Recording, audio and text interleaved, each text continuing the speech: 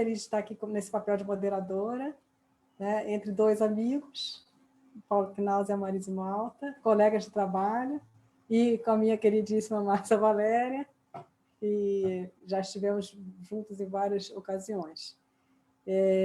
São muito bem-vindos para essa tarde de um papo sobre as coleções de arte sacra em coleções arte sacra em coleções não religiosas.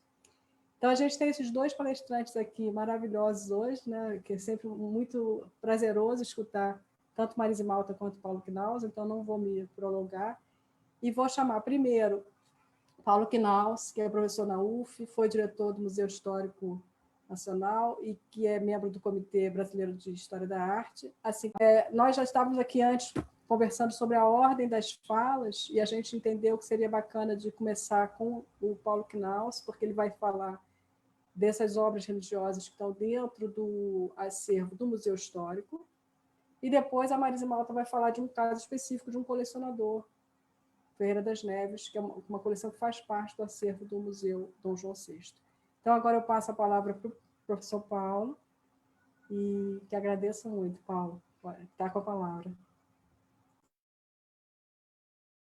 Pela sua apresentação, sempre é uma alegria nós estarmos juntos, cumprimentar também a Marise, colega aí de painel, mas agradecer especialmente ao Museu Arquidiocesano e à professora Márcia Valéria pela oportunidade de nos reunir aqui a todos nessa atividade, que, pelo que eu descobri, tem tido uma continuidade larga e certamente produtiva.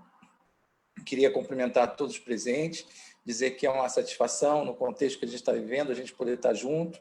Eu acho que essas ocasiões, mesmo estranhamente, de modo remoto, a gente se sente muito próximo, não é?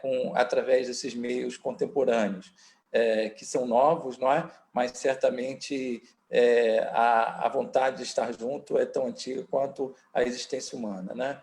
Então, queria muito agradecer mesmo, e também agradecer a vocês o convite para tratar do Museu Histórico Nacional, onde eu trabalhei durante 5 anos, quase, como diretor, mas onde eu já fiz muitas pesquisas e conheço muito o acervo, e tenho muita satisfação sempre de falar da riqueza da coleção do Museu Histórico Nacional. Não é? Certamente, não é? O tema proposto da arte sacra no contexto de coleções não religiosas propicia a gente entrar na coleção do Museu Histórico Nacional por um viés original. Não é? Como a gente sabe, o Museu Histórico Nacional, como é óbvio, pelo próprio nome, tem como tema a História Nacional. Então, discutir a presença da arte sacra na coleção do Museu Histórico Nacional significa pensar também essa relação entre a arte sacra e a história nacional. Se vocês me permitem, eu vou passar agora a apresentação dos slides que vão me ajudar na apresentação.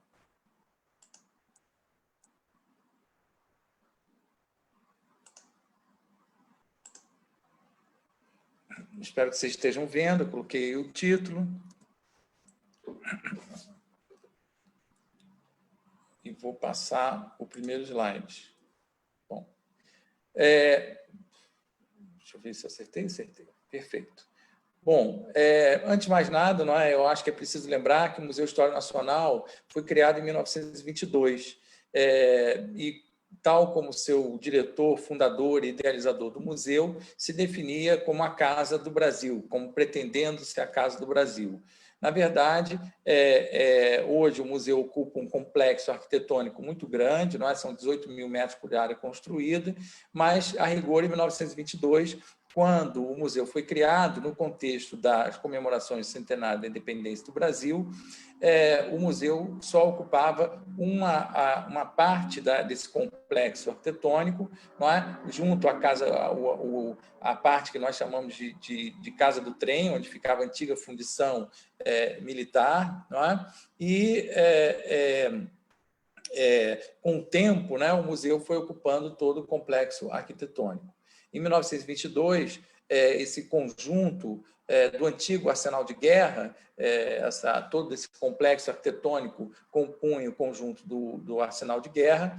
Ele sofreu uma grande reforma que preparou as galerias do museu, na altura, para servir de pavilhão das grandes indústrias da exposição comemorativa do centenário da independência, comemorativa e internacional do centenário da independência. Então, ele foi o maior pavilhão, não é? E também o que foi quase que o corpo central dos acontecimentos, especialmente na abertura, quando houve o jogo de luzes à noite, não é? E depois a emissão radiofônica que inaugurou o rádio no Brasil com o discurso de abertura do presidente Epitácio Pessoa. Hoje, o complexo que serve ao Museu de História Nacional tem mais ou menos essa fotografia tem 8 anos, então tem quase basicamente a mesma configuração e, enfim, não mudou muito. Mas o que eu queria ressaltar, não é que esse conjunto arquitetônico, ele em si já é uma lembrança da presença religiosa e das relações entre religião e a cidade do Rio de Janeiro.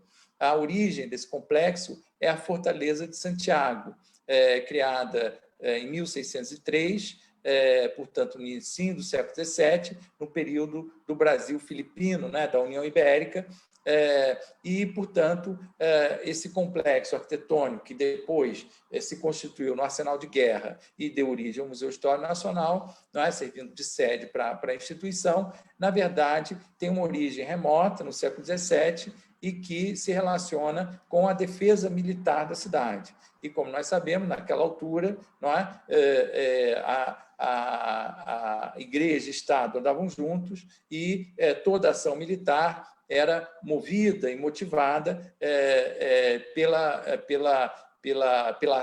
crença na ação divina, não é? Então, essa fortaleza foi dedicada a Santiago. Eu preciso lembrar que Santiago é o padroeiro da Espanha, não é? Desde a época dos Filipes, não é? Desde de Carlos V, na verdade. Então, a gente pode considerar que essa evocação do santo, não é? Manteve o conjunto arquitetônico sempre sobre essa proteção divina, não é? De Santiago. É claro que a gente não pode esquecer que talvez, além da expedição de 1503, que esteve na Baía de Guanabara, o outro evento fundamental que o Rio de Janeiro teve um papel importante no eixo da navegação dos mares do Sul foi a viagem de Fernão de Magalhães, que também estacionou aqui na região, não é? E teve uma estadia de 10 dias na cidade, e, como a gente sabe, as expedições navais espanholas eram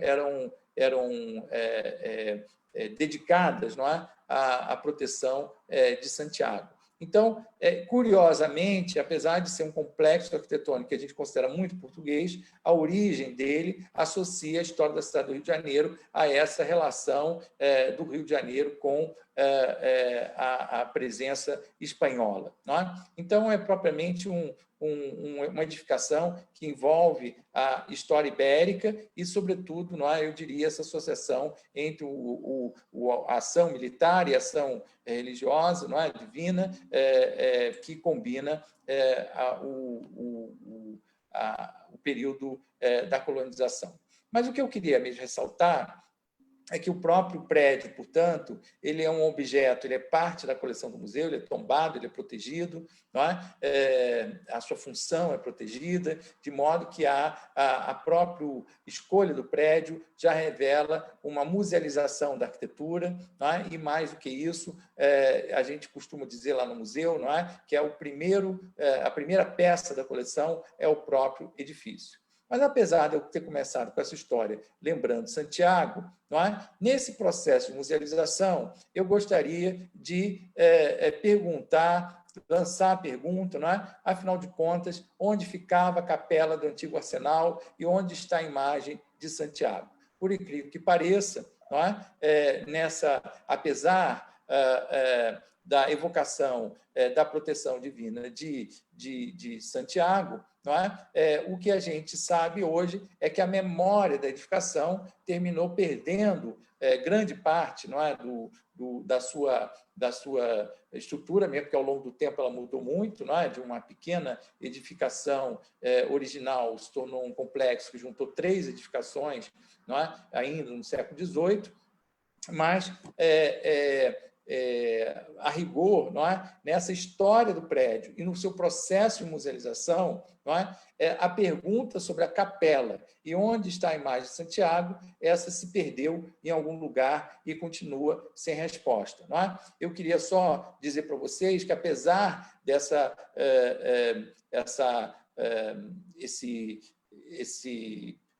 esse elemento religioso da edificação ter se perdido, não é? E as pesquisas não têm investido nisso, não é? Muitos outros aspectos têm sido levantados e estudados. Não é? Por exemplo, esse famoso Pátio dos Canhões, como é conhecido, não é? O nome oficial dele é Epitácio Pessoa, a gente sabe que é onde ficava a Casa dos Menores, porque o arsenal, assim como o arsenal de guerra, o arsenal de marinha, tinha a função também de receber órfãos e preparar eles para os ofícios. Então, a gente sabe que essa ala das galerias aqui, onde havia uma edificação anterior, não é? Ela, na verdade, era a Casa dos Menores, onde não só eles tinham o seu dormitório, o seu refeitório, mas também as suas oficinas de aprender a fundição, a marcenaria e a serralheria. Não é? Então, há aspectos muito estudados da edificação, mas esse aspecto é um aspecto pouco estudado. E por que eu estou levantando essa questão?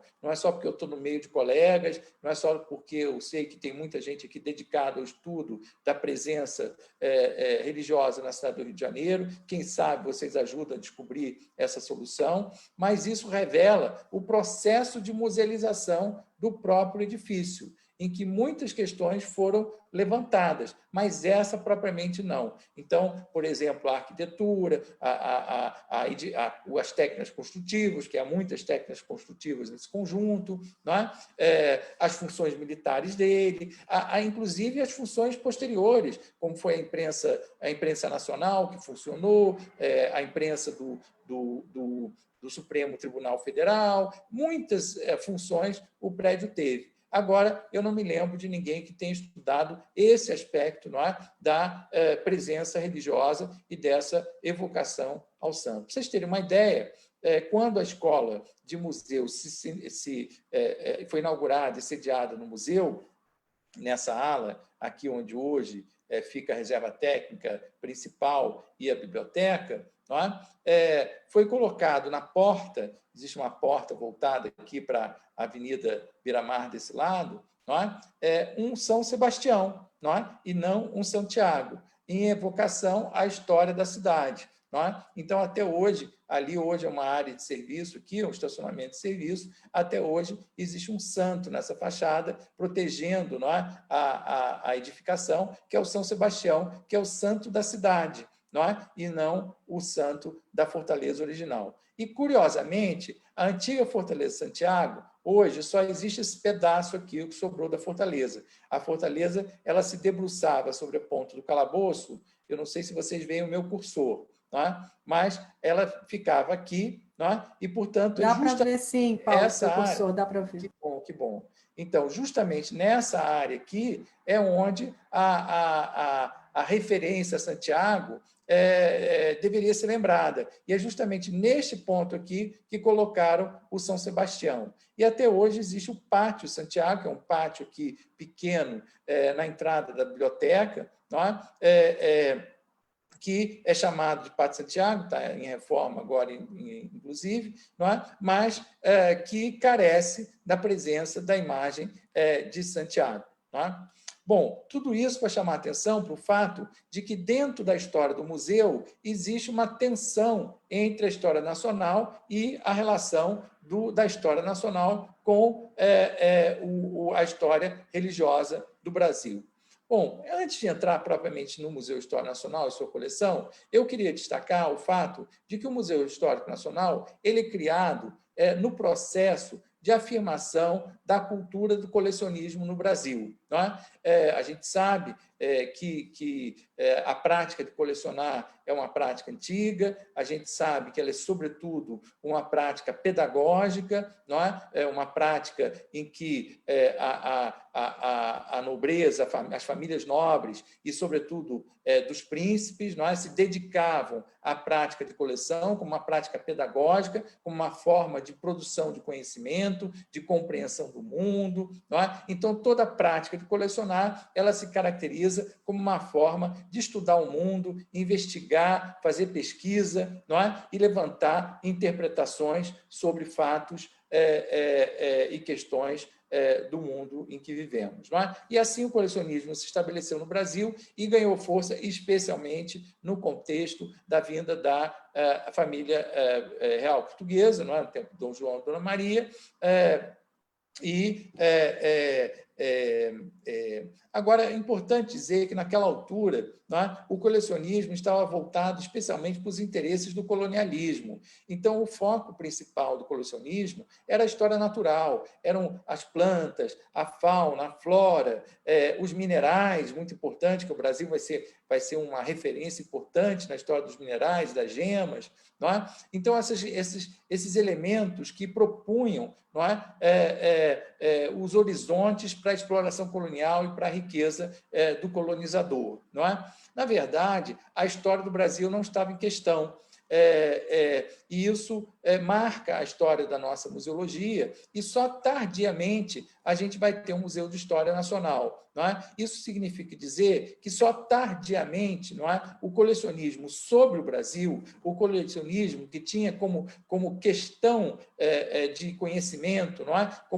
Como interesse em investigação, em construir conhecimento original sobre o Brasil, ele é, na verdade, uma presença tardia entre nós. Não é? É um pouco o inverso da história do colecionismo no século XIX na Europa, não é? Que, no contexto revolucionário, o problema nacional colocou de imediato a questão nacional, e isso fez os museus nacionais se implantarem, não é? Especialmente a partir, todos os museus quase têm um viés histórico, né? Todo o Museu de Arte, a cronologia é fundamental, o Museu de História Natural, a cronologia é fundamental. Então, o viés histórico estava em toda parte. Não é? No contexto das coleções coloniais, isso muda um pouco. Interessa mais a distribuição geográfica, a coreografia, não é? Dos fatos. Mas, no nosso caso, não é? No Brasil, a gente tem um marco importante, em 1881, que é o guia, aqui eu estou apresentando a capa do Guia da Exposição de História do Brasil, não é? Realizada em 1881, sob direção Ramis Galvão, na Biblioteca Nacional, e que talvez seja o grande evento que marca o colecionismo sobre a história do Brasil entre nós. Não é? E faz do Brasil, pela primeira vez da sua história, não é? Uma questão da construção de conhecimento com grande publicidade e em torno da prática de colecionar. Essa exposição revela a maturidade da instituição, que é a Biblioteca Nacional, não há dúvida, não é? Mas ela também apresentou publicamente um conjunto de colecionadores dedicados à história do Brasil. Por que eu estou trazendo essa lembrança? Porque, no caso da exposição da história do Brasil, porque a gente conhece do catálogo, não é? A gente sabe que a arte sacra não era um tema da história do Brasil nesse caso. Não é? O que foi tema foi a história eclesiástica. E, claro, como a exposição tinha como centro a Biblioteca Nacional e a produção escrita sobre o tema, a maior parte dos documentos da seção de História Eclesiástica foi traduzida numa reunião enorme de documentos associados à história eclesiástica no Brasil, que grande parte podem ser conhecidos na Biblioteca Nacional até hoje. Não é? Mesmo na seção artística, não há um interesse sobre a arte sacra. É claro que nós vamos ver, por exemplo, a primeira missa do Brasil, não é? A versão da primeira missa do Pedro Pérez, não é? A primeira missa do Brasil de Vitor Meirelles, depois a do Pedro Pérez. Não é? Há temas associados à história da igreja no Brasil, mas não há propriamente objetos de arte sacra na exposição. Não é? eu não vou me alongar nesse detalhamento, mas eu queria chamar a atenção de que a relação, a exposição da história do Brasil constitui já de antemão uma versão da história do Brasil que tenta se desvencilhar, não é? Da perspectiva eclesiástica, ainda que da história sagrada, não é? Ainda que a história eclesiástica tenha sido um tema. Então, o que está mais em jogo é a instituição e menos a arte da fé. Não é? Nessa mesma altura, poucos anos depois, não é? A Viscondessa de Cavalcante e seu marido adquirem o primeiro France Post, que foi apresentado publicamente com um interesse para compreender a história do Brasil. Não é que os France Post não fossem conhecidos, não é que os France Post não circulassem no meio dos colecionadores europeus, mas eles eram sempre vistos como um registro da pintura holandesa desse período. Não é? Nesse caso aqui, especificamente, quando a Viscondessa adquire a tela e apresenta ela no seu salão em Paris, na casa que eles tinham em Paris, não é? A gente vê que, pela primeira vez, o France Post foi apresentado como um documento da história do Brasil. Não é? Então, se lançou um olhar para a arte europeia, mas com interesse para encontrar no mundo da arte europeia os temas da memória da vida no Brasil. E, curiosamente, não é? Essa tela do France Post é a tela das ruínas da Sé de Olinda. Olinda, não preciso falar da importância histórica que tem, essa Sé tem uma história também especial, de todo modo, não é? E que atravessou os séculos, não é? A Sé de Dom Helder Câmara, por exemplo, não é? Mas, curiosamente, o France Post deixa aí o registro da história da construção da igreja. Ora, por mais que o guia tentasse afastar o Brasil da história religiosa, não é? Não há como deixar de perceber, não é, que a igreja era uma instituição fundamental na compreensão do Brasil colonial. Bom, eu queria, nesse processo de investigação sobre a musealização, não é? E sobre a relação do Museu Histórico com a arte sacra, não é?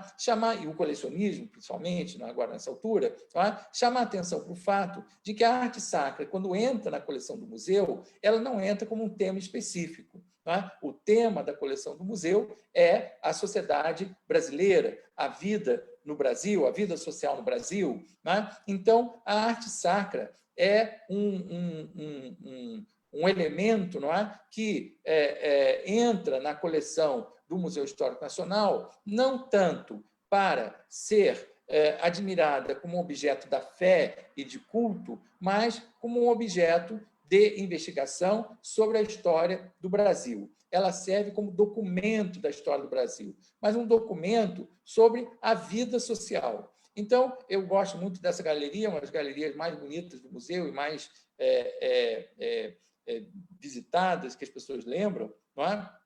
É uma galeria justamente dedicada à cultura do barroco, que representa a sociedade colonial, a vida espiritual, a cultura, as mentalidades da sociedade colonial. Não é? E o que a gente vê é uma mistura de tipologia de objetos. Não é? A gente está vendo aí no meio, por exemplo, central, aqui, um oratório. Depois eu vou falar desse oratório aqui especificamente. Aqui a gente vê um anjo, aqui outros anjos maravilhosos.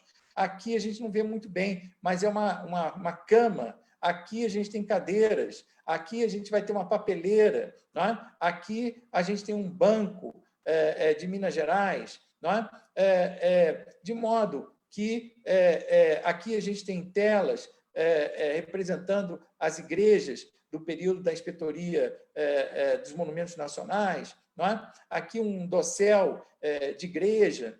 Então, o que a gente vê é uma ambiência de combinação de objetos que todos eles tentam traduzir não compreender especificamente o mundo religioso ou o mundo da fé, mas, sobretudo, não é?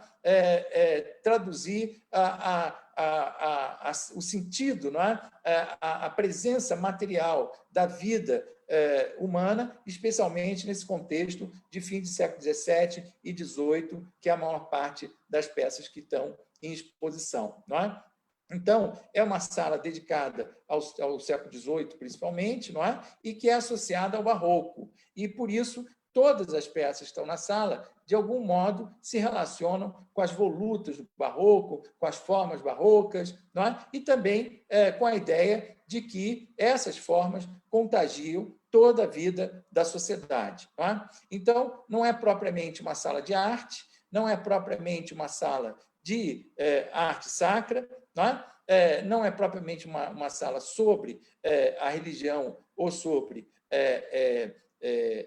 a igreja, mas é uma sala sobre a sociedade e, como dizia o Lucien Febvre, a igreja se imiscui em tudo. Então, ao lado da cama, um anjo, ao lado da cadeira, outro anjo, ao lado do oratório, uma papeleira, e assim por diante. Não é? De modo que o visitante, aqui a gente ainda tem uma vitrine de numismática e medalhas, não é? De modo que o visitante, ao visitar essa sala, ele vê um diálogo de objetos variados, diversificados, unidos pela madeira, não é? E unidos pela voluta, não é? Por um gosto, uma forma de época, não é? E que identifica a sociedade colonial. E a gente vai ver que no acervo do museu e na coleção do museu, basicamente, a arte sacra está associada à sociedade colonial. Portanto, ela é apresentada na coleção do museu como uma expressão quase que exclusiva da sociedade colonial, como se depois da sociedade colonial, e isso é uma questão que eu sempre levantei para os colegas do museu,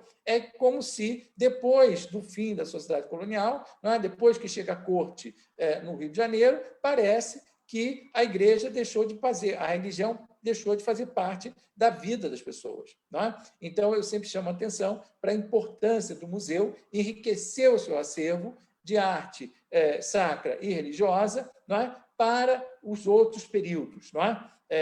A gente teve uma oportunidade maravilhosa de receber peças do século XIX, pinturas do século XX, do interior de São Paulo, mas, infelizmente, não foi possível a gente completar essa doação por questões técnicas. Mas o que eu queria ressaltar é que essa ideia de que a sociedade colonial se explica pela religião, não é? Se expressa, por exemplo, nessa representação da Batalha de Guararapes, que existe no Museu Histórico Nacional. Não é? Nós conhecemos a famosa Batalha de Guararapes de Vitor Meirelles, que fica no Museu Nacional de Belas Artes, do século XIX, que tem uma outra interpretação da guerra. Essa aqui tem muitos aspectos interessantes, mas eu não vou ressaltar esses aspectos. O que eu quero ressaltar é o fato da presença nessa nuvem da Nossa Senhora dos Prazeres. E se eu pudesse mostrar para vocês aqui, segurando a tabuleta da legenda, existe um anjo, não é? Que mantém, eu acho que tem que mudar aqui a carinha, né? É isso.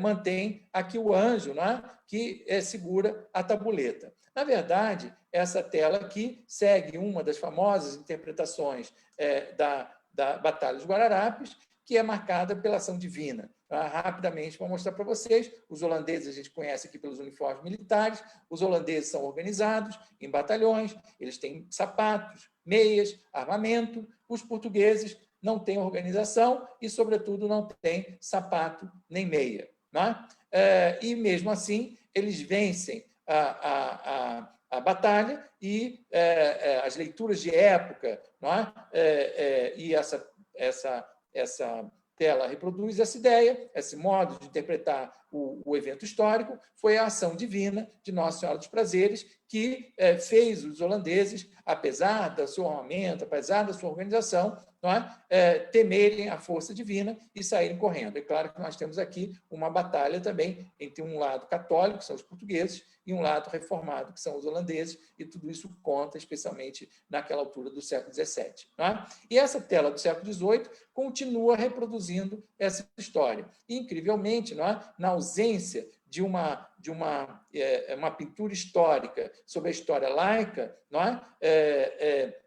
A solução que o pintor encontrou foi fazer uma representação do passado como se fosse um esvoto. Não é? Mas essa tela é de 1758, a Batalha de Guararapes do século XVII, são mais de 100 anos entre a tela e a batalha, portanto, aquele princípio do esvoto, de quem obteve a graça, agradecer ao santo a graça, fica mal explicado, não é como esvoto, mas formalmente, do ponto de vista estrutural, não é? Da forma, da composição, a gente diz que isso aqui é um esvoto, e até hoje essa tela é conhecida como esvoto, Batalha do Guararapes. Não é? Bom, a história dessa tela é longa, não vou contar, mas o que eu queria chamar a atenção é de que a Batalha de Guararapes, no imaginário nacional, é a referência inaugural para a ideia da unidade nacional. Não é? Porque, nesse momento, a gente assiste à união desculpem, aqui a gente não vê bem, mas aqui embaixo a gente deveria ter o batalhão indígena e o batalhão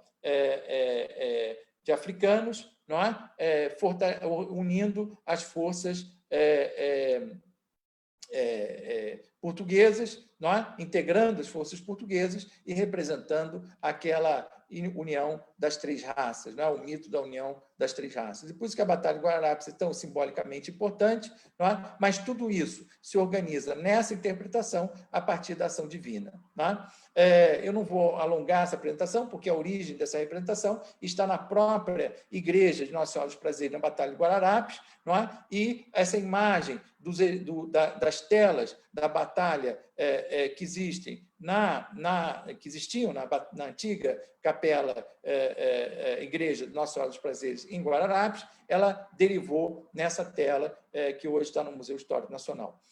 De todo modo, o que eu queria chamar a atenção é que essa ideia de que a unidade nacional está associada à ação divina, não é? Está inscrita nessa tela e, de certo modo, ela representa uma leitura colonial da sociedade da época, não é? E que o museu representa e insiste e sublinha, como se fosse uma singularidade da sociedade colonial. Bom, outra imagem famosa do museu e importante, não é? É essa Paraguaçu, a visão de Paraguaçu, é um quadro baiano, né, do século XIX, que registra a antiga pintura que existia no forro da igreja, não é? Que nós conhecemos por esse registro e que está no Museu Histórico Nacional, a tela, não é? Que substitui, que guarda a memória da pintura decorativa lá do Mosteiro da Graça, na Bahia. Não é? A Paraguaçu, eu não preciso insistir muito, não é? Todo mundo conhece a história, ela e Caramuru formam a primeira família do Brasil, não é? A gente diz assim, na memória nacional, está assim, a primeira mãe dos brasileiros, não é? Junto com Caramuru, forma o casal, se casam na França, em Saint-Malo, não é? E ela, na devoção religiosa dela, não é? Como indígena convertida ao catolicismo, ela deixa as terras que vão dar origem ao Mosteiro Beneditino da Graça de Salvador. Não é? E essa tela, como a gente vê, também é concebida como um esvoto, não é? De modo que a gente observa aqui como essa linguagem do esvoto ela ultrapassa o esvoto propriamente dito, e a memória do esvoto, que é importante, não é? Se traduz numa tela do século XIX, que hoje está no museu.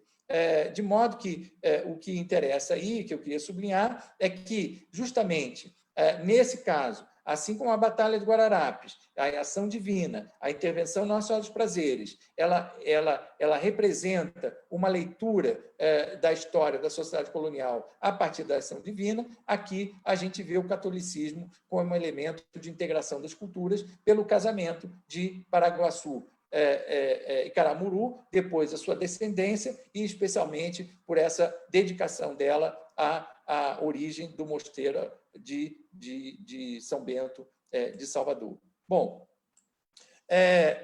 indo adiante, não é? O que eu quero chamar a atenção é que, quando a gente fala de arte sacra propriamente dita, aquela que é objeto de devoção, aquela que é objeto da fé, não é? Que não é o caso exatamente da Batalha de Guararapes, que eu apresentei, nem da Paraguaçu, porque tanto a Batalha de Guararapes é uma nova versão de uma tela da Nossa Senhora dos Prazeres, não é? Aquela, sim, pode ser caracterizada como mais voto. A do museu, não. Assim como a tela de Paraguaçu que nós temos no Museu de História Nacional não é o esvoto original, não é do tempo da Paraguaçu, mas, e há controvérsias também sobre a origem dessa pintura, mas a que nós temos é uma versão do século XIX, que reproduz aquela imagem colonial.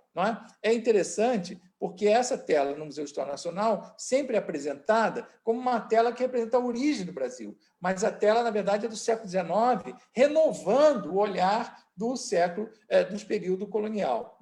E, finalmente, uma das imagens mais famosas do museu é essa do São João Evangelista, que tem o São Mateus também como par, que era da antiga... são peças antigas da Santa Cruz Militares, que foram para o Museu de História Nacional e que são conhecidas por serem obra do mestre Valentim. O Aleijadinho do Rio de Janeiro, talvez um dos artistas mais importantes do período colonial no Brasil, mas que, como nós sabemos, era um afrodescendente, não era um descendente de africanos, e que no museu não é tratado nem como objeto religioso propriamente dito, impossível não reconhecer o fato de ser um objeto religioso, nem como motivo da fé, mas, ao contrário, no museu ele é apresentado como um elemento da memória da negritude no Brasil, da história de como os descendentes escravos, como os africanos e os descendentes escravos de africanos do Brasil, se integraram na sociedade católica colonial, e se tornaram protagonistas nesse mundo da religião, sobretudo a partir das artes.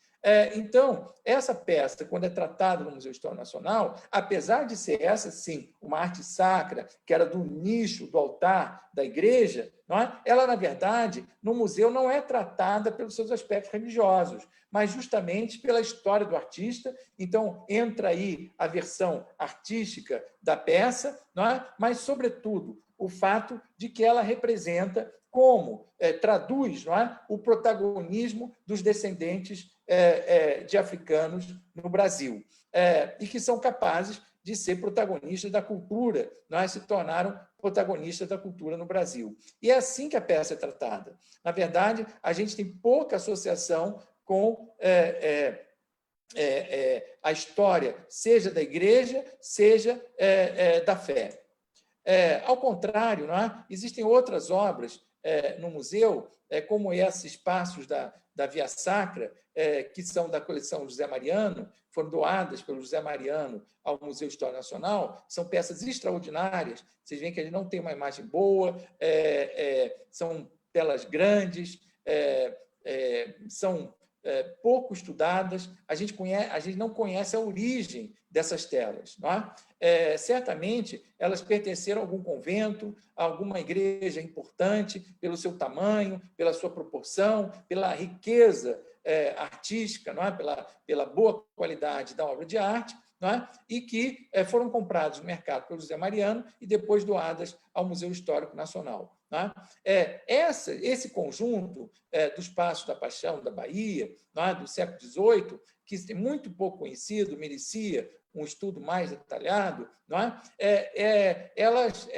elas são, talvez, a obra mais importante do período colonial na coleção do Museu de História Nacional, do ponto de vista artístico, que são obras que representam a arte colonial, estranhamente não atalha a pintura, que a gente sabe que não é o carro-chefe, não é o destaque da criação artística no Brasil do período colonial, mas a gente tem aí uma belíssima obra de arte colonial religiosa, e esse, sim, um objeto de devoção, porque são os Passos da Paixão, que certamente estavam na igreja. Não existem todos os passos, mas estão quase todos lá. De modo que, nesse caso, o que se apresenta é a leitura artística do período colonial a partir dessas pinturas. Ora, do mesmo modo que a gente vê uma arte, digamos, consagrada canonicamente, como aquelas telas dos Passos da Paixão, não é? No museu a gente vai encontrar também essas variações artísticas, que a gente não sabe nem direito onde classificar, não é? Canonicamente, a gente não consegue nem localizar numa hierarquia clara, não é? Porque esse oratório, por exemplo, que é uma joia rara, não é? Extraordinária, ela é ao mesmo tempo uma peça de mobiliário, ao mesmo tempo uma peça decorativa, ao mesmo tempo uma peça de devoção, ao mesmo tempo um exercício técnico da escultura extraordinário, não é? Também da pintura, porque ele é todo pintado, e cada janelinha dessas representa uma cena da vida de Cristo. É como se fossem vários oratórios num único oratório. Não é? É uma peça espetacular, inclusive pela sua integridade, que sobreviveu ao longo do tempo de modo muito íntegro, não é? E isso não é pintado. E, quer dizer, são peças pintadas, são peças de madeira, não é? Que compõem esse conjunto geral, não é? Do oratório.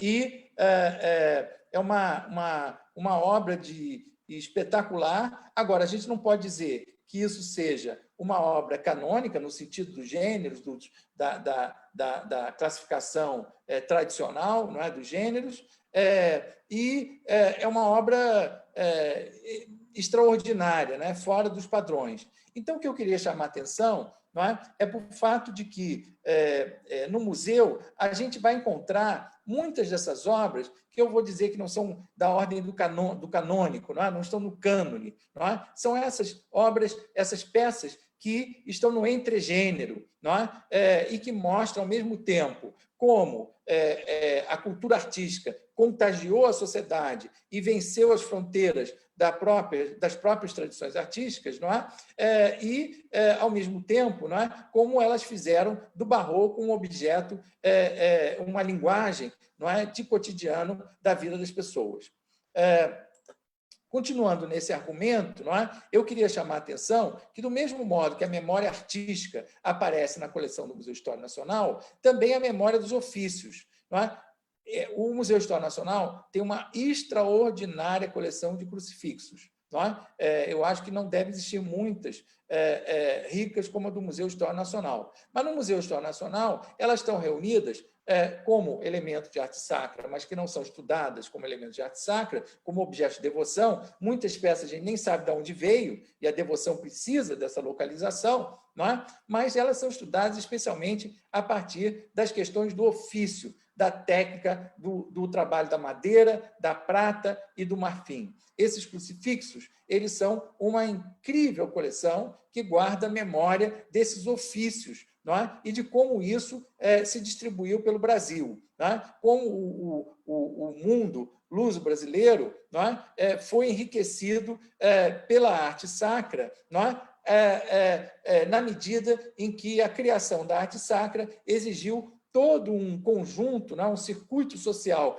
de produção artística, não é? Que combinava técnicas de madeira, prata e marfim. Eu nem preciso ir muito longe para lembrar vocês que o Brasil não tem marfim nem prata. O Brasil é a terra da madeira. Então, é normal a gente ver a profusão de madeira. Não é? Mas o que é incrível é a gente ver a profusão da prata, não é? E a profusão do marfim. A gente sabe que Portugal é um país, é uma terra de cultura da prata e da cultura do marfim. Então, isso mostra, não é, como o mundo colonial brasileiro ele estava inserido nesse contexto do Império Colonial Português. Não é? Mas, no museu, essas peças estão aí como representantes da memória dos ofícios. E é assim que eles têm sido estudados, principalmente o marfim nos últimos tempos. Não é? Existe um grupo da UFMG muito ligado ao estudo de marfins e essa coleção tem sido estudada especialmente por eles, não é? Nos últimos tempos. Bom, a outra coleção muito conhecida do museu, talvez internacionalmente a mais importante, é a coleção de marfins, da coleção Souza Lima, não é? De marfins, que é muito conhecida por ser considerada a maior coleção de marfins indo-portugueses e com algumas peças também sino-portuguesas, não é? Existente. E essa coleção, além de quantitativamente incrível, não é? Ela também é extraordinária na sua riqueza e diversidade das suas peças e que permite a gente reconhecer, não é? Como essa cultura do marfim, que a gente reconhece nos crucifixos, não é? Atravessava o Império Colonial Português. E essas peças são apresentadas no museu como parte do circuito do mundo português, não é? E, portanto, como expressão do Império Colonial Português, e o Brasil se integra nesse universo, e essas peças são relacionadas justamente por isso. Não é? Hoje se estuda muito isso, o circuito da carreira das Índias, como a louça da Companhia das Índias e chinesa circulava no Brasil, mas também como esses marfins circulavam entre a Ásia, a África e o marfim. A gente não pode esquecer que o marfim nobre é o marfim africano, que, em geral, abastecia o mercado asiático para as peças mais nobres. Não é? E, portanto, as conexões da África Austral portuguesa com o mundo asiático, não é? Eram estabelecidas pelas próprias relações do Império, e isso fazia trafegar o marfim, não é? A arte do marfim, e que, pelo comércio com a Europa, fazia chegar ao Brasil. Então, a gente tem uma triangulação, não é? E que permite a gente compreender a lógica do colonialismo e, sobretudo, especialmente, encontrar aí uma expressão das estruturas do Império Colonial Português. Ora, do mesmo modo que a arte religiosa permite a gente compreender, não é? As leituras da história do Brasil no período colonial, permite a gente compreender a diversidade, a variedade, não é? Da criação artística do período colonial, permite compreender a diversidade de ofícios do mundo colonial, permite compreender a complexidade do Império Colonial Português. A coleção religiosa do museu, não é? Também leva as memórias coloquiais da sociedade, especialmente pelo conjunto de esvotos coloniais. Esse é um dos que eu acho mais bonito, não é? Da Ana Josefa, agradecendo a graça obtida por uma cura à Nossa Senhora do Desterro. Não é? Em geral, como vocês sabem, são peças pequenas, não são peças grandes. Os esvotos do museu não são aqueles mais naivos. A gente vê que houve uma seleção, não é? De modo que a gente compreende bem, não é? O sentido dessa coleção de esvotos como representante da vida, de como a religião contagiava todas as dimensões da vida da sociedade naquele período. O que eu acho incrível é que nós sabemos que os esvotos também existiram no século XIX, não é? E os pintados vão até o início do século XX, mas esses não existem na coleção do Museu Histórico Nacional, porque, como eu disse, há aquela marca de que a arte religiosa é a representante da sociedade colonial. Não é? E aí talvez seja o tema mais interessante da gente colocar em discussão, porque, na verdade, o que a gente vai ver no Museu Histórico é menos a arte sacra, a arte de devoção, o estudo da fé, de como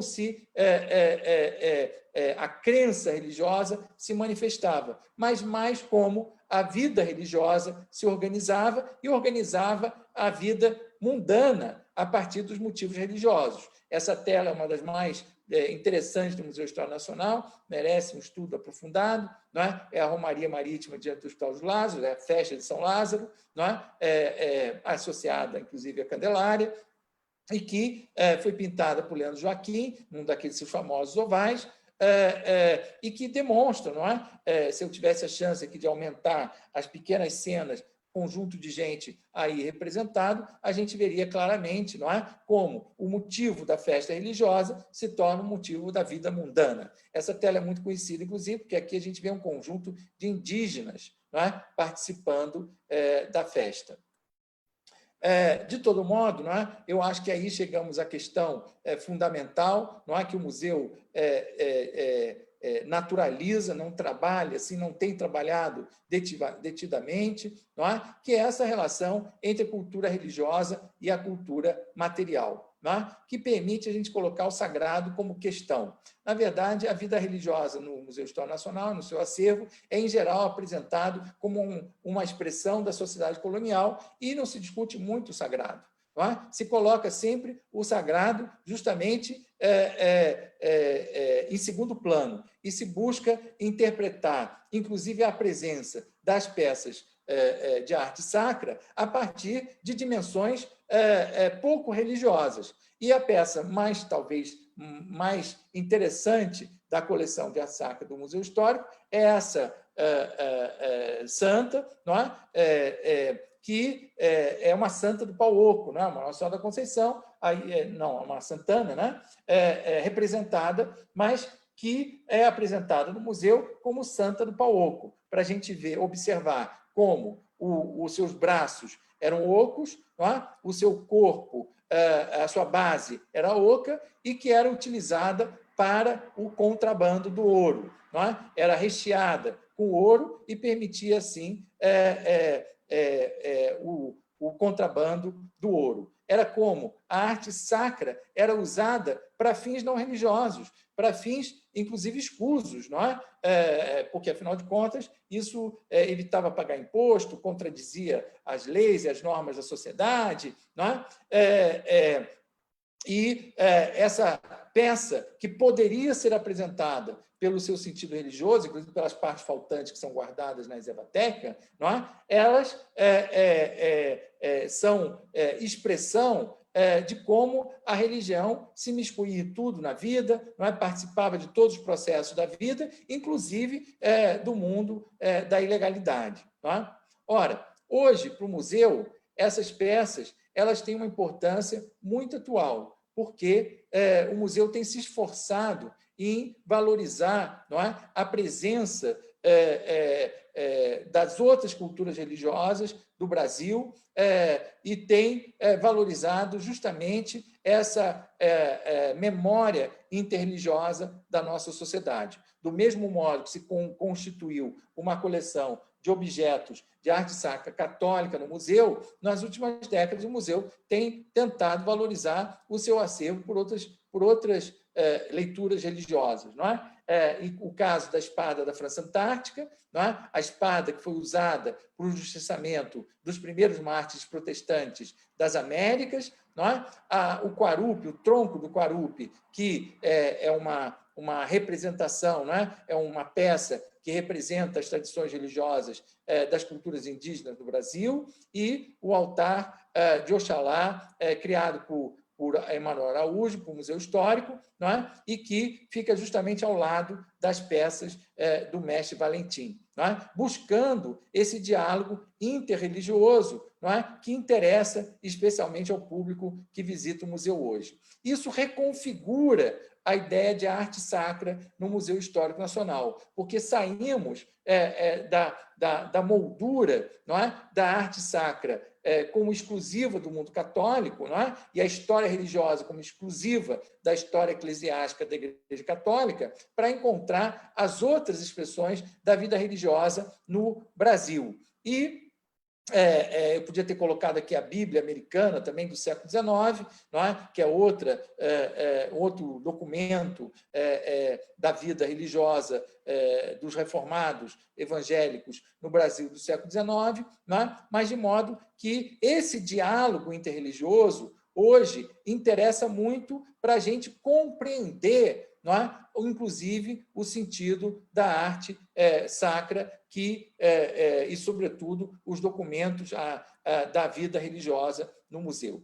Bom, eu vou caminhando para a minha conclusão e chamar a atenção para o fato de que grande parte dessas peças, não é? Eu falei, por exemplo, da coleção Sousa Lima de Marfins, eu citei o caso do Zé Mariano com as telas famosas dos Passos da Paixão da Bahia, não é? E eu poderia multiplicar os nossos exemplos, não é? De pintura religiosa no museu, como, por exemplo, no caso dessa pequena peça, uma miniatura de óleo sobre cobre, representando Santo Inês, não é? Do século XVIII, da coleção Miguel Calmon, que é a maior coleção de peças, a maior coleção privada que foi doada ao museu, não é? Até hoje, e que tem peças extraordinárias, tem um Poussin, um São João conhecido de Poussin, mas eu escolhi essa que é menos conhecida, mas, ao mesmo tempo, eu considero também uma pequena joia, não é? Pequena pelo seu tamanho, mas grande pelo seu valor, não é? Essa Santa Cecília, que é uma miniatura linda, não é? E que faz parte das formas, não é? De presença do sentimento religioso na vida cotidiana. As miniaturas eram as peças mais íntimas que existiam. Não é? Bom, o que eu quis ressaltar, não é que, de um lado, o Museu Histórico e a sua coleção, hoje, elas permitem a gente colocar o sagrado em questão, não é? Buscando especialmente o diálogo interreligioso. Mas eu gostaria de terminar com essa nota, chamando atenção para o fato de que grande parte dessas peças resultam de coleções que foram doadas ao museu. Agora, a pergunta que eu deixo no ar é: quando que a coleção de arte sacra começou a se organizar no Brasil? Nós sabemos que, nas exposições gerais de Belas Artes da Academia Imperial de Belas Artes, nós tínhamos muitos artistas que se dedicavam à pintura e à escultura religiosa. Não é? Mas, entre as coleções apresentadas, nós não encontramos nenhuma obra, não há nenhuma coleção dedicada à arte sacra. Na exposição de História do Brasil da Biblioteca Nacional, também não há um tema dedicado à arte sacra. E, como eu disse, basicamente o tema que existe é eclesiástico, e ele se reduz a documentos. Não é? Quando a gente fala da seção artística, a gente vai ver as representações ligadas à história da Igreja no Brasil. Mas, quando a gente vê, observa a presença da arte sacra em coleções antigas, como essa da coleção Miguel Calmon, não é? A gente se pergunta, não é? A gente sabe, por exemplo, que o museu, quando foi criado, ele foi criado especialmente pelo enfoque militar e não religioso. Não é? As primeiras peças associadas à igreja que entram no museu são aquelas que vêm da derrubada do Morro do Castelo. São peças como a pedra do frontão da igreja jesuíta, a pia batismal da igreja jesuíta, não é? São vestígios da arquitetura. Não é? Talvez uma das peças mais antigas do museu seja uma pequena santa missioneira, não é? Que vem como representando o capítulo da memória das colônias guaraníticas, jesuítas guaraníticas lá do sul, da região das Missões. Não é? Mas a gente não vê um conjunto de peças devocionais. Não é? Não entrou a coleção devocional para o museu. Inclusive, alfaias existem também no museu, inclusive peças de igrejas que foram empobrecidas na altura, não é? E cujas peças foram recolhidas. Não é? Há um caso interessantíssimo, que é a Nossa Senhora do Rosário, de Ouro Preto, que Gustavo Barroso trouxe para o museu todas as peças ligadas às tradições afro que a Irmandade sustentava, a festa do Divino, a festa do Congado, não é? Instrumentos musicais, tudo isso veio para o museu da Irmandade. Não são peças, naturalmente, de arte sacra, mas que faziam parte da vida religiosa da Irmandade. Não é? De todo modo, eu diria que talvez essa peça nos dê uma pista para a história dos objetos de devoção, que são aqueles que são justamente objeto da arte sacra, não é? E que tratam, que aborda o objeto a partir do culto, a partir da fé, não é? E isso a gente vai encontrar, sobretudo, na memória das coleções do museu, e não naquilo que o museu propriamente fez com essas peças. Não é? Eu vou caminhando para a minha conclusão, agradecendo de novo a oportunidade, não é? E dizendo muito obrigado a todos. Paulo, muito obrigada. Foi riquíssimo, né? Assim, a sua apresentação foi me abrindo 1000 portas, assim, a partir dessa coleção ali do acervo do Museu Histórico, a questão de como que essas peças estão apresentadas, né? Questões da própria museologia, mas também como que a gente vai ver isso linkado com a história do Brasil. Depois, quando você mostrou aqueles crucifixos todos, eu fiquei pensando em questões formais. Você não entrou ali, mas dá para alguém que estiver interessado nisso, vai ficar horas e horas vendo cada Cristo ali, como é que está as pequenas variações, e também apontando essas questões que às vezes não se sabe mais, né, a origem dessas peças. Não, eu acho assim, para mim, que não sou assim, especialmente voltada para a questão da arte sacra, eu fiquei fascinada pela tua, acho que assim, a tua fala, para quem então se interessa especificamente sobre esse assunto, abre aí 1000 portas para novas pesquisas. Então, agora a gente vai ter um tempinho para as perguntas das pessoas que estão assistindo. Eu não sei se agora a Márcia Valéria ajuda, tem que olhar no chat. Como que a gente funciona? Elias, tem alguma pergunta do Facebook? Alguém aqui na sala gostaria? Eu tenho uma contribuição do professor Luiz Freire, que já nos falou no primeiro semestre. Ele fala, professor Paulo, que essas pinturas figuravam nos nichos dos espaços da paixão existente em alguns edifícios do Centro Histórico de Salvador, que o senhor apresentou. E também, alguns desses nichos ainda existem, e as pinturas mais recentes do século XIX se encontram no Museu de Arte Sacra da Bahia. Então, ele deixou essa contribuição. Muito obrigado. Existe um artigo nos Anais do Museu Histórico sobre essas peças. É o volume de 1941, se eu não me engano. E que menciona justamente esse... Ô, Paulo, eu acho que eu vou fazer uma pergunta, mas enquanto o pessoal vai se aquecendo aí para tomar coragem para fazer outras perguntas, eu gostei muito quando você mostrou aquela cópia, né, de 1866, eu até anotei aqui o nome do autor, Ângelo da Silva Romão, que faz uma cópia daquela pintura da Paraguaçu. Isso. Eu fiquei me perguntando se existe alguma indicação de qual a motivação dessa cópia, se já foi uma cópia feita com essa questão histórica, ou vocês têm alguma pista sobre isso? Luiz Freire, que está presente, talvez possa contribuir mais, porque ele conhece a arte religiosa da Bahia, né? A gente não sabe a história dessa peça, sim. A gente só sabe que ela é provavelmente a cópia de uma pintura que existia na igreja, né? Tá. Então... Só uma questão técnica. Eu estou vendo aqui uma tela que está dizendo assim, você está vendo a tela da Miriam Torres. Miriam Torres talvez tenha que parar de compartilhar conosco. Compartilhar a tela. É isso que eu ia falar agora. Pronto. De repente eu toquei que estava escrito ali. Não sei se o Luiz Freire quer falar, mas de qualquer maneira interessantíssima essa história, né? Dessa cópia do século XIX, da pintura lá da... E ela foi doada para o museu, quer dizer, eu sempre volto a esse tema do colecionismo, né? Pelos descendentes da Paraguaçu, né? Que incrível! E há uma questão, porque, na verdade, é uma peça muito relacionada à memória do mosteiro beneditino de Salvador, né?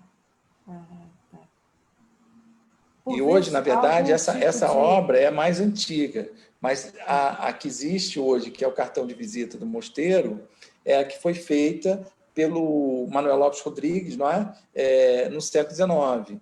Então, se você entrar na internet, a primeira imagem que você vai encontrar é a do século XIX, não é? E não a antiga. Entendi. Porque a antiga que existe não é exatamente antiga, né? É quase contemporânea da outra, porque é a cópia. Agora estou vendo aqui uma pergunta da Karen. Gostaria de confirmar se a última imagem é Santa Inês ou Santa Cecília? É a Santa Inês. Bom, eu tenho registro de que é Santa Inês. É Santa Inês, é que na hora, sem querer, porque você gosta muito de música, e aí saiu uma Santa Cecília. Falei Santa Cecília? Não, então foi por devoção, mas na verdade é Santa Inês. Tem o Cordeiro, né? Posso fazer uma consideração, com licença? Sim, claro. Boa tarde. Boa tarde. Com licença. Parabéns, professor. Posso, com licença? Desculpe. Parabéns, professor Paulo, e fiquei encantada, não é, com a sua apresentação, com a sua palestra, sobretudo quando mostrou o oratório com narrativas, não é, da vida de Cristo, porque essa série, não é, que se assenta, não é, em trechos da vida de Cristo, estamos comumente, não é comumente conhecido as cenas do nascimento, não é? E da crucificação, não é? E fiquei realmente, né, muito, aí achei muito importante essa peça, né, como testemunho dessa interação da religiosidade, né, profundamente sentida, né, é uma manifestação piedosa, né, entre o além e o aquém, e aqui mostra, né, justamente, uma narrativa mais ampliada, né? Então, muitíssimo importante essa peça, fiquei curiosíssima, né, conheci o museu, mas não cheguei a ver, deve ser uma peça mais recente ali, porque quando visitei não a vi, né? É muitíssimo importante, parabéns, muito obrigada.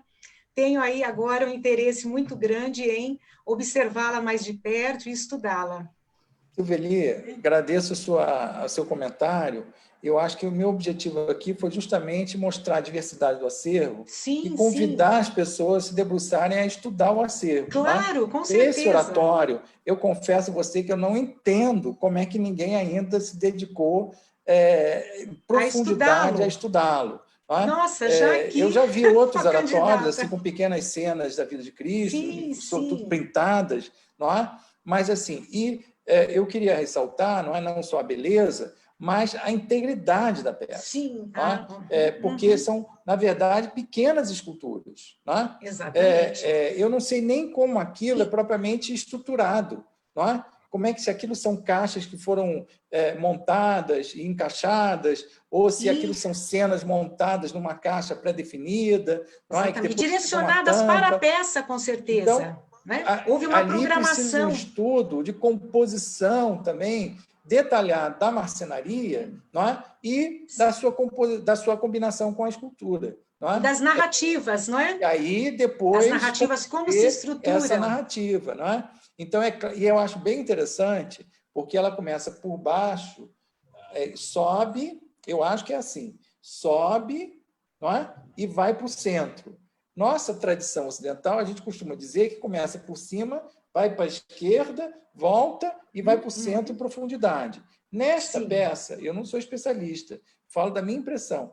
Eu sei que ele nasce embaixo, não é? E aí vai a vida e ele vai para o centro. Então, eu me pergunto se isso também não pode dizer alguma coisa. Agora, eu estou levantando aqui uma hipótese totalmente... digamos assim, eu nem deveria dizer isso em público assim, porque é totalmente sem fundamento, é só um espanto, não é? A gente perceber aquilo. E é uma peça tão extraordinária, e eu vou dizer para você, quando você entra na sala do Barroco, é aquela que fica em frente à porta, não é? É aquela que todo mundo deveria olhar. Mas como ela é cheia de coisinhas pequenas, e a sala é muito rica, e tem muita coisa grande, não é? E tem prata, e tem móveis grandes, exuberantes, o oratório escapa ao olhar, não é? Porque é muita informação. Não é? E ele, apesar de ser grande como conjunto, ele é cheio de coisa pequena. Então, a pessoa termina não se debruçando. Mas, na verdade, ele está até numa posição para facilitar a leitura. Ele fica um pouquinho mais à frente. Não é? E eu sempre incentivei isso para justamente ver se alguém cria coragem e estuda aquilo com profundidade. Não, com certeza. Não é? Nossa, existem outras peças parecidas, não é? E que merecem uma atenção especial. Simbólica, não é? Nesse universo, a materialidade também do simbolismo conches, dessa narrativa. Por exemplo, não é? Dos irmãos concheiros, por exemplo, são sempre comentado. Não é? E a gente fala pouco da miniatura em escultura. Não é? E eu terminei falando da miniatura em pintura. Não é? Mas a gente fala muito pouco da miniatura. Falamos pouco de miniaturas, mas especialmente na escultura. Quando no Brasil colonial nós sabemos que era a arte mais elaborada. Não é? Então, esse olhar deveria ser... Eu acho incrivelmente a gente não ter tido ainda alguém que tenha se debruçado sobre isso com profundidade. Farei isso, se Deus quiser. Eu acho Muito que obrigada. o papel agora de a gente passar para a fala da Marice, e depois, se ainda tiver comentários da fala do Paulo, a gente retoma ao final da fala da Marice. É bem interessante, porque agora, na exposição que o Paulo fez, ele foi falando de vários colecionadores, né, dessas doações que o museu recebeu, o Museu Histórico Nacional recebeu, desses colecionadores privados. E agora, na conversa que a gente vai ter... Tractatus